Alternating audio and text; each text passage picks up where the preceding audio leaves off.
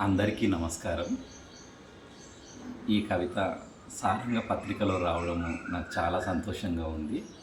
సారంగ పత్రికలో ప్రచురించిన అప్సర్ సార్కు నమస్కరిస్తూ ఈ కవిత చదువుతున్నా.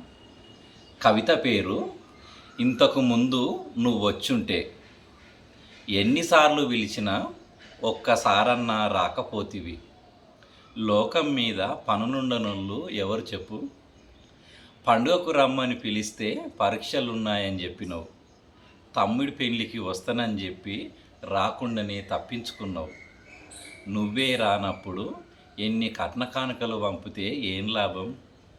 ఇంతకు ముందు ఇక్కడే పెద్ద జాతర జరిగిందని చూపించడానికి ఏ ఆనవాళ్ళు లేకపాయే. ఇంతకు ముందు ఇక్కడే పెద్ద జాతర జరిగిందని చూపించడానికి ఏ ఆనవాళ్ళు లేకపాయే. ఈ జాతరలో ఈ మట్టి బొమ్మ తప్ప ఇప్పుడేం లేవు. నలుగురు మేనత్తలతోటి నాయన పెదనాయనలతోటి కాలం పూలతేరులా సాగిపోయింది. నిన్ను ఇంటికి పిలిపించి ఎడారిని చూపించడం నాకు ఇష్టం లేదు.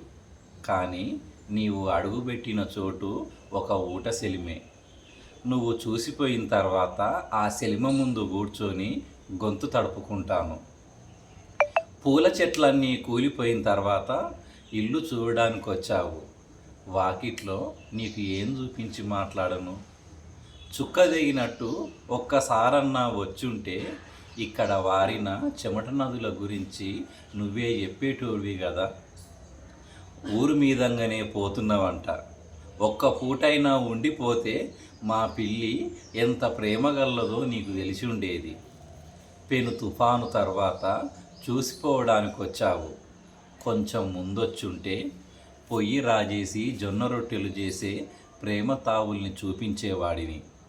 ఇంతకు ముందు నువ్వు వచ్చుంటే పూల చెట్టు కిందనే కూర్చునేవాళ్ళం. ఇలా జ్ఞాపకాల పూలను ఏరుకునే వాళ్ళం కాదు. ఇప్పటికైనా వచ్చినందుకు నీ అరచేయి మునివేళ్లకు ప్రేమ ముద్దులు. మరొక కవిత, ఎదురుచూపు. ఈ వానలో అమ్మ తప్పక వస్తుంది. నమ్మకం ఏంటంటే మట్టిపోయి తడిసిపోవడము అమ్మకు అస్సలు ఇష్టం ఉండదు. రోజు వాకిట్లో మంచమేసి నేల మీద పడుకుంటున్నాను. అమ్మ గురించి నాకు తెలుసు, నన్ను విడిచి అమ్మ ఎక్కువ రోజులు ఉండదని. అప్పుడే విత్తనపు కార్తీ వచ్చింది. అమ్మ లే, చెలకంత దున్నిన ఒడిగట్టి విత్తనాలేదు